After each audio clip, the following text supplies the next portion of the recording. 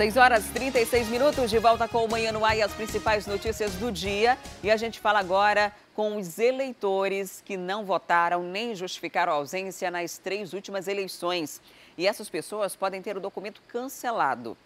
Sobre esse assunto eu vou conversar agora ao vivo com a Tamires Kleck, que vai trazer os detalhes. Olá, Tamires, muito bom dia para você. Me conta o que acontece com quem não se regulariza, quem está nessa situação. Quais os impedimentos que vêm agora?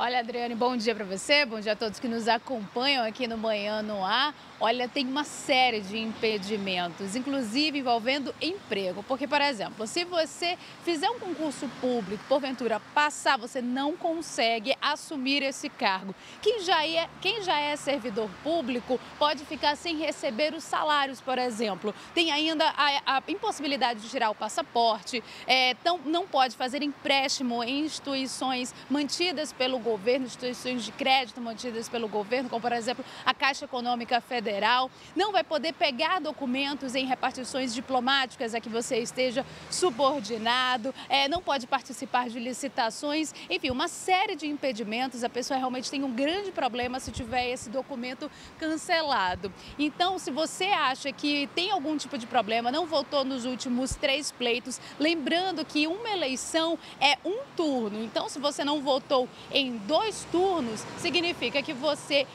está com problema em 2 eleições. Então, quem não votou em 3 pleitos tem problemas, pode ter esse título cancelado, pode consultar essas informações, a lista, com o número do eleitor, inclusive, está disponível na internet, no site justiçaeleitoral.jus.br. Você já dá uma olhada lá para ver se você faz parte desse grupo e aí você tem até o dia 6 de maio para regularizar essa situação. Caso contrário, o título vai ser cancelado. Os cancelamentos vão acontecer a partir do dia 17 de maio até o dia 20. Nesse período em que a Justiça Eleitoral estiver trabalhando nisso, não vai ser possível fazer as atualizações cadastrais. Esse serviço volta a acontecer no dia seguinte, no dia 21 de maio. Então é bom que você corra, realmente já agenda, já entra na internet realmente para que você possa agendar o seu horário para fazer essa regularização.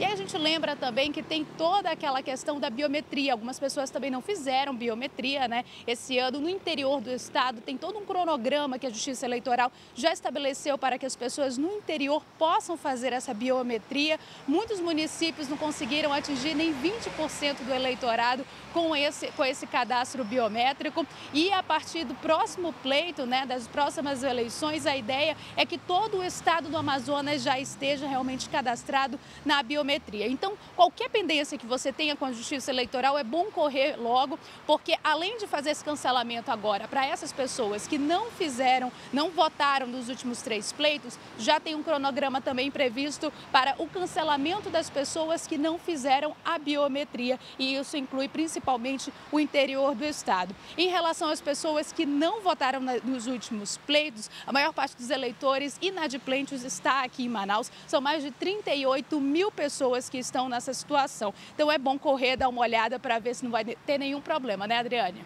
Com certeza, Porque normalmente só procura quando vai viajar, quando tem alguma coisa importante ali que precisa do documento de quitação eleitoral e aí você pode se prejudicar. Muito obrigada pelas informações, Tamires. E mais uma vez, alguns deputados querem instaurar a CPI dos combustíveis, que pretende investigar a suspeita de combinação de preços nos postos de gasolina aqui do estado. Ontem foram colhidas as assinaturas necessárias para dar abertura à CPI. Será que agora vai? A última assinatura foi colhida no discurso do presidente da Comissão de Defesa do Consumidor na tribuna da Assembleia Legislativa. Ter essa caixa preta aberta e realmente mostrar para os consumidores o porquê que o combustível, ora está um preço, ora está outro preço, dorme de um preço, acorda de outro preço.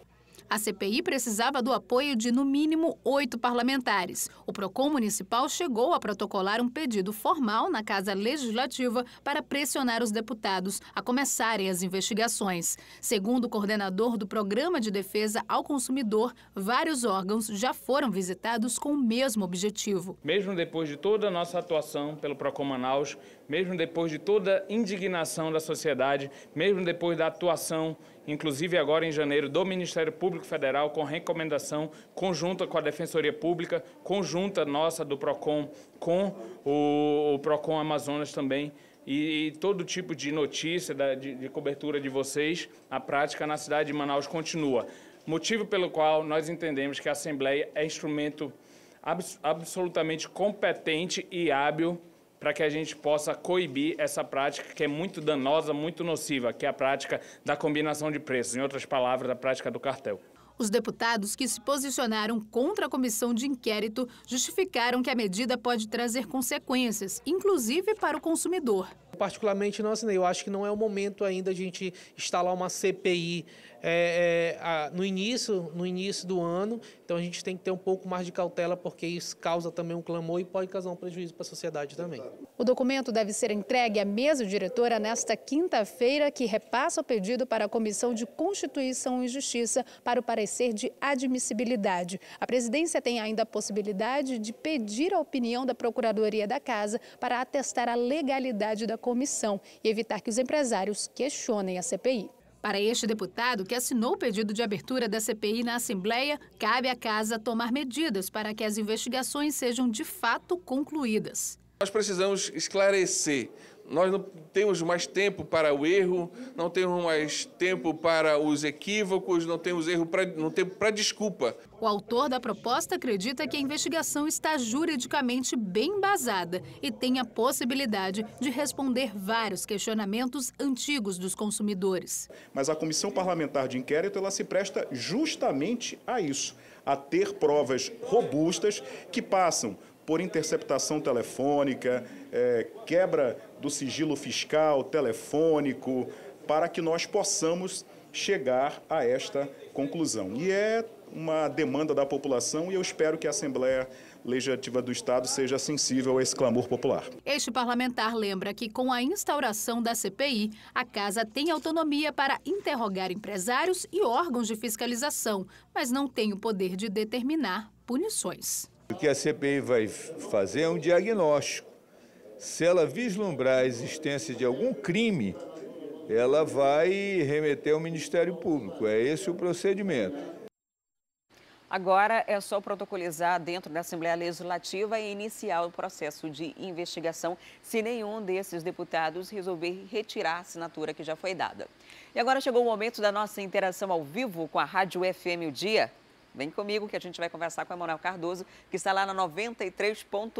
Olá, Emanuel, muito bom dia para você. Oi, Adriane, muito bom dia para você, para quem te acompanha aí pela TV A Crítica. Eu acho sempre interessante, Adriane, que a gente consegue sincronizar esse negócio aqui. Você ao vivo aí, a gente ao vivo aqui na rádio e sempre dá certo. Que bom, né? Voltando do intervalo aí. Não é? Olha só, Emanuel, a gente vai falar hoje sobre as medidas que estão sendo adotadas para o atendimento nas maternidades públicas aqui do Amazonas. Como todo mundo bem sabe, a situação está crítica, a gente vive um momento de caos na saúde pública.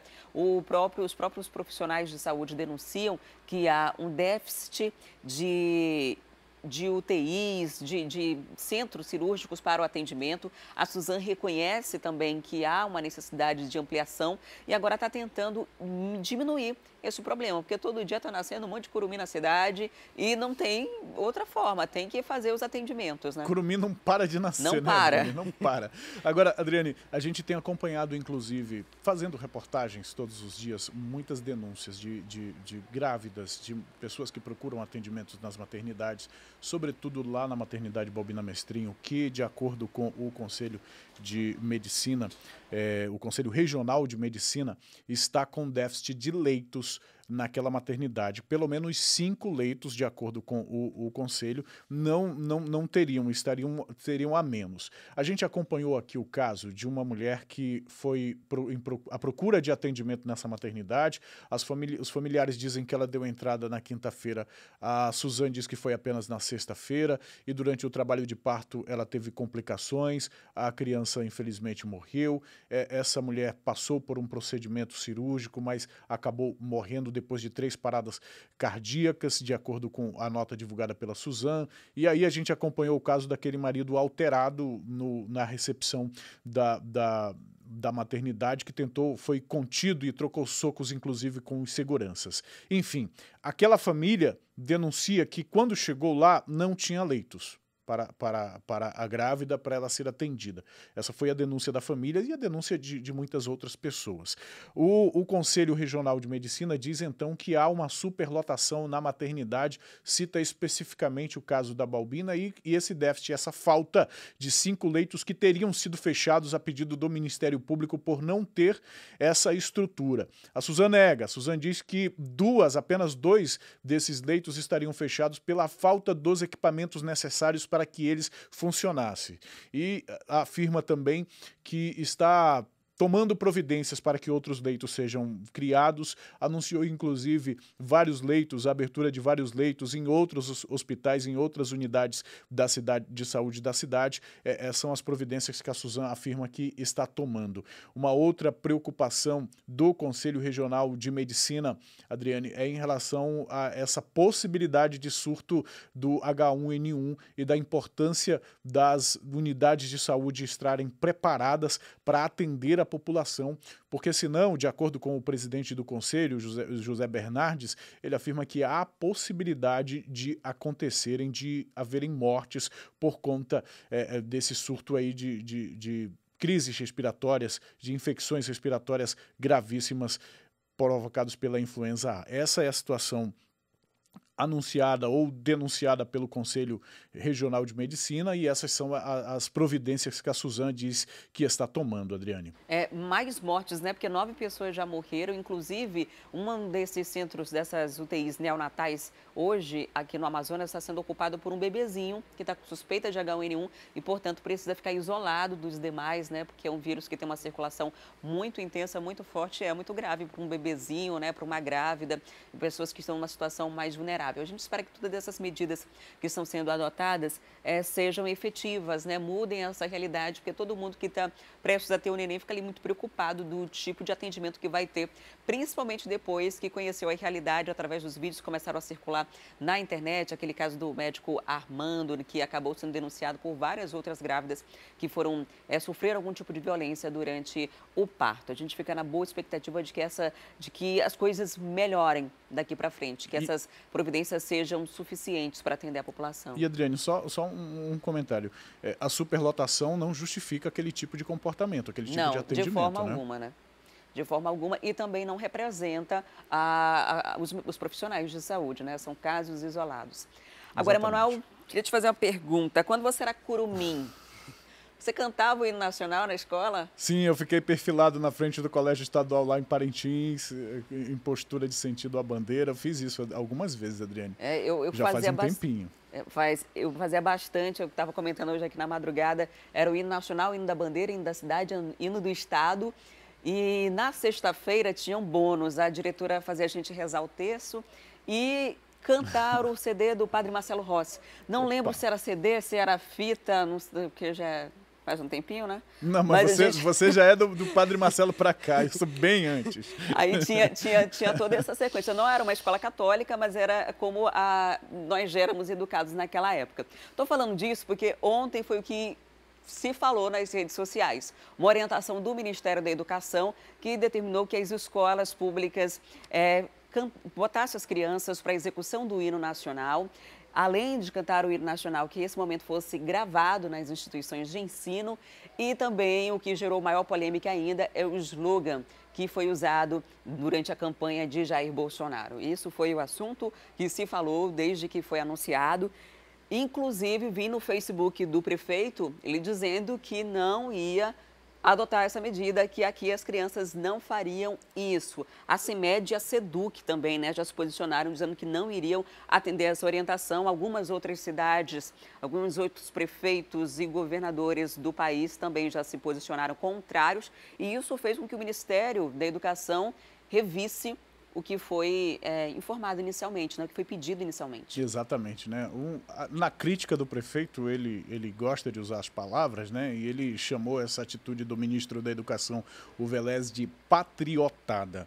Na verdade, é um comunicado feito pelo Ministério da Educação para as escolas de todo o país, uma carta a ser lida nessas escolas, a carta do ministro para as escolas. Quem está acompanhando a gente pela televisão, pelo Manhã no Ar, está vendo as imagens deste documento. E no teor deste documento, a orientação é que seja filmado, que seja registrado em vídeo, tanto a leitura desta carta quanto a execução do hino nacional. Na carta, na primeira carta expedida pelo Ministério da Educação, estava também, como você bem citou, Adriane, o slogan de campanha utilizado pelo presidente na campanha de Jair Bolsonaro, né? Brasil acima de todos, Deus acima de tudo, alguma coisa assim. Está aqui, Brasil acima de tudo, Deus acima de todos. Esse é o slogan que está na carta. Bom, mas durante a audiência pública no Senado, na Comissão de Educação e Cultura, o ministro se retratou.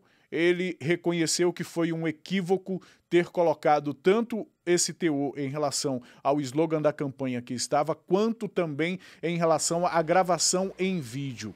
Ele foi questionado porque é necessário a autorização dos pais, para a devida autorização para a utilização da imagem de quem quer que seja.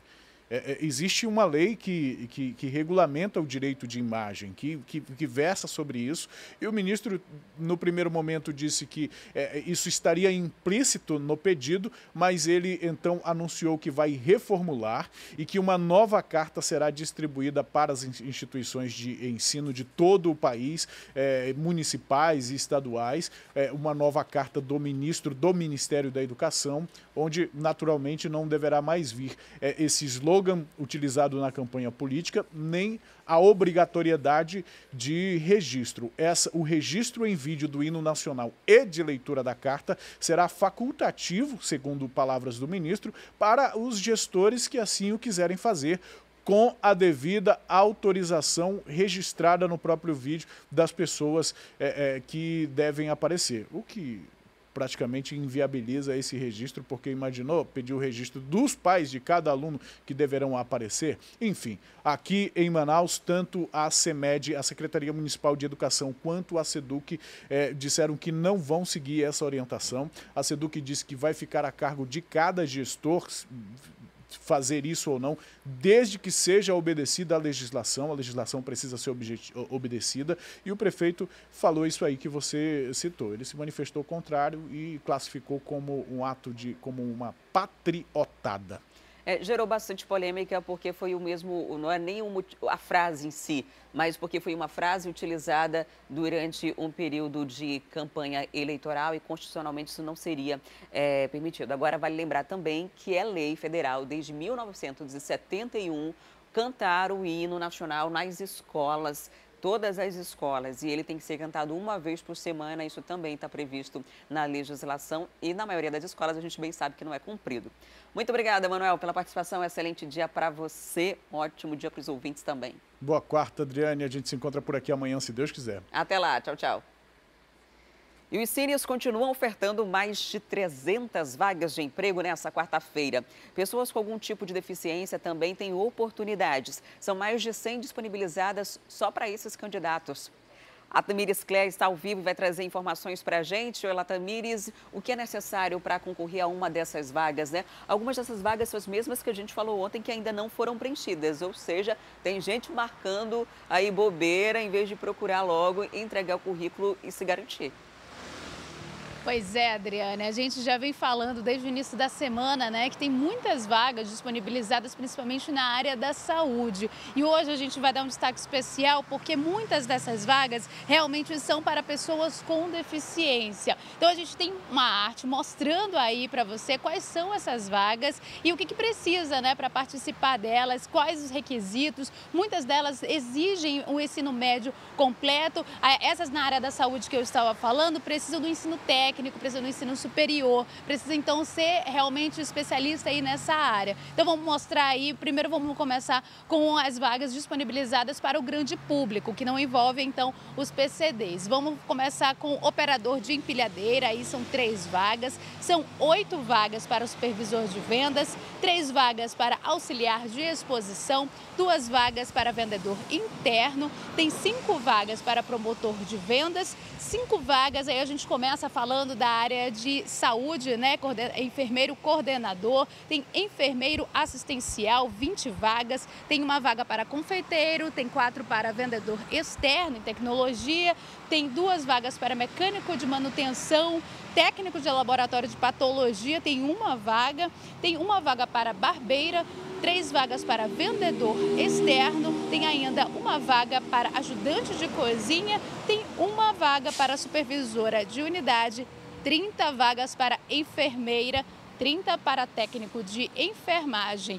Aí tem ainda 1 vaga para supervisor de logística, 20 para enfermeiro emergencista, tem 20 para enfermeiro intensivista também, tem 1 para assistente administrativo. E agora a gente começa a falar sobre as vagas para as pessoas com deficiência. Esse daí é especial, são vagas exclusivas, são 5 vagas para enfermeiro coordenador, tem ainda 20 vagas para enfermeiro assistencial obstetrícia, 1 vaga para auxiliar administrativo, 30 para enfermeira ou enfermeiro, 20 vagas para técnico de enfermagem, 20 para enfermeiro emergencista, 20 para enfermeiro intensivista.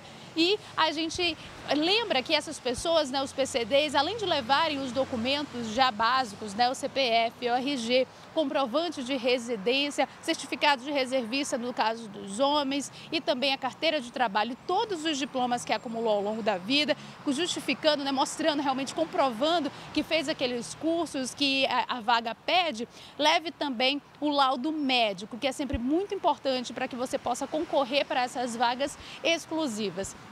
Essas vagas que eu estava citando estão disponíveis lá no Cine Amazonas, que é ali na Djalma Batista, na sede da CETRAB, que fica próximo ao Amazonas Shopping. Lá funciona das 8 da manhã até as 5 horas da tarde. E para você concorrer a uma dessas vagas, tem que chegar um pouco antes para pegar uma senha. Então você chega às 7 horas da manhã para poder ser atendido ao longo do dia. E tem ainda outras vagas disponíveis no Cine Manaus. Tem 2 sedes, uma é na Constantino Neri, no São Geraldo, e tem outra lá próximo do T4, no Jorge Teixeira. Lá o procedimento é o mesmo, você tem que levar os seus documentos. Se você já não tiver, né, um cadastro lá, faça o seu cadastro ou atualize se você já tiver um cadastro lá. Lá funciona das 8 horas da manhã até as 2 horas da tarde e as vagas disponíveis lá estão na internet. Você pode consultar no site da centep.manaus.am.gov.br. Lá tem todas as vagas e você também pode dar uma olhada para saber se você se encaixa, tem lá se você precisa do ensino médio, do ensino técnico, o que aquele empregador está exigindo. E se você ainda não foi lá, né, atualize os seus documentos, atualize os seus diplomas, seu currículo, para que você possa concorrer realmente, porque a gente vem sempre mostrando muitas dessas vagas e a gente está acompanhando que algumas delas realmente, como você disse, Adriane, continuam ainda com muitas vagas disponíveis, alguns cargos realmente tinham 30 vagas, agora tem 25, ou seja, só 5 realmente foram preenchidas, então está indo lentamente. Então, quem tiver alguém que conheça, que está precisando e que pode, de repente, ocupar uma dessas vagas, já liga, já dá uma olhada, realmente já dá essa dica, porque é sempre bom, né, começar logo o ano, início do ano com um emprego, né, Adriane? Com certeza. Muito obrigada, Tamires, pelas informações. E uma boa notícia diante de uma necessidade não muito agradável. Agora é possível solicitar o seguro-desemprego direto na internet. Essa novidade deve ajudar bastante a tornar esse processo mais simples e rápido. Agora, as solicitações do seguro-desemprego também podem ser feitas pelo portal do governo Emprega Brasil. O passo a passo do atendimento online é igual ao presencial e possibilita mais rapidez no atendimento. Ele coloca seus dados todos lá, lá tem um requerimento, ele tem que fazer primeiro uma senha, ele mesmo produz a senha dele para que ele possa acompanhar o processo. Após isso, ele ingressa com um número, né, todo requerimento de seguro-desemprego possui uma numeração. Quem fornece isso é o empregador no momento da dispensa. Ele digita o número do benefício que ele está solicitando, os dados pessoais, identidade, CPF, carteira de trabalho, né, junta alguns dados mais que se pede da pessoa física, e ele fica habilitado a receber o seguro-desemprego sem necessidade de se deslocar ou para o Ministério, para a Superintendência, ou para o Cines. Ele faz isso de dentro da sua casa. Outra novidade é que no site é possível cadastrar o currículo do empregado e o próprio sistema encaminha para cursos de qualificação e vagas de emprego na área de atuação do candidato. No momento em que ele esteja, mesmo que recebendo o seguro-desemprego, se aparecer e fazendo a qualificação, aparecer uma vaga naquela área em que ele atua, o próprio Ministério detecta e o comunica. Compareça na empresa tal, hora tal, papapá, dia tal, faz até o agendamento para que ele compareça lá, para ver se ele volta para o mercado de trabalho e assim cessa o benefício do seguro-desemprego. Em 2018, no Brasil, 600 mil benefícios foram requeridos. No Amazonas, foram 67 mil. Para este ano, o Ministério da Economia estima que 1 a cada 4 trabalhadores brasileiros devam receber o seguro depois de ter feito o procedimento pela internet. E com a reforma trabalhista, algumas exigências para receber o seguro sofreram alterações. Por isso, o trabalhador deve ficar atento. Para a primeira solicitação do seguro-desemprego, é necessário trabalhar 12 meses para receber 4 parcelas. A segunda solicitação pode ser feita para quem trabalhar a partir de 9 meses e vai receber 3 parcelas. Já para receber as 5 parcelas, o tempo trabalhado é de no mínimo 24 meses com a carteira assinada. O menor valor do benefício é de R$ 988 e o máximo é de R$ 1.735. O trabalhador começa a receber o auxílio após 1 mês da solicitação. E agora a gente fala de uma opção para quem sonha em integrar as Forças Armadas. A Marinha abre hoje inscrições para o concurso que vai selecionar 960 candidatos a fuzileiros navais. Sobre esse assunto, eu converso agora ao vivo com o Fred Rocha. Essa é uma boa oportunidade, mas antes de se inscrever, é bom conferir os pré-requisitos dessa seleção, né, Fred? Com certeza, Adriane. As pessoas que têm interesse precisam sim ficar atentas a isso. Esse concurso da Marinha, o objetivo é selecionar pessoas do sexo masculino que tenham entre 18 e 21 anos completados, no máximo até o dia 1º de janeiro do ano que vem, ou seja, 2020. Pessoas que não sejam isentas do serviço militar, que tenham ensino médio completo e que também tenham altura mínima de 1,54 m e máxima de 2 metros. Os interessados devem fazer a inscrição no site www.marinha.mil.br e lá deve procurar a aba Concursos para CFN, que significa o Concursos para Curso de Fuzileiros Navais. No ato da inscrição, o candidato vai preencher um formulário e depois deve pagar uma taxa de R$ 42. A prova está prevista para o dia 28 de maio. Durante a prova, esse candidato vai responder 25 questões de língua portuguesa e outras 25 questões de matemática. A prova tem caráter classificatório e eliminatório. Quem passar dessa fase depois vai precisar passar por outros processos, inspeção de saúde, enfim, isso tudo vai vir depois. Primeiro é necessário passar desta etapa inicial. Das 960 vagas disponibilizadas pela Marinha, que inclusive foram publicadas em Diário Oficial da União dessa última terça-feira, 240 vagas são para as regiões Centro-Oeste, Norte e Nordeste. Adriane. Ok, Fred, muito obrigada pelas informações. E o resultado do Fundo de Financiamento Estudantil, o FIES, já está disponível na página do programa na internet. Os estudantes que solicitaram o financiamento devem estar atentos para não perder os próximos prazos. Aqueles que foram pré-selecionados para a modalidade Juros Zero, por exemplo, devem complementar suas informações no próprio site até o dia 7 de março. Já os aprovados no PFIES devem verificar os procedimentos com os agentes financeiros operadores de crédito e as instituições de ensino superior. E já a gente volta com os casos de polícia. Vamos mostrar que um feirante foi assassinado dentro da própria casa. A família dele acusa a esposa pelo crime. Você vai ver também que uma família viveu momentos de terror nas mãos de assaltantes lá em Manacapuru. É um instante só, eu volto já.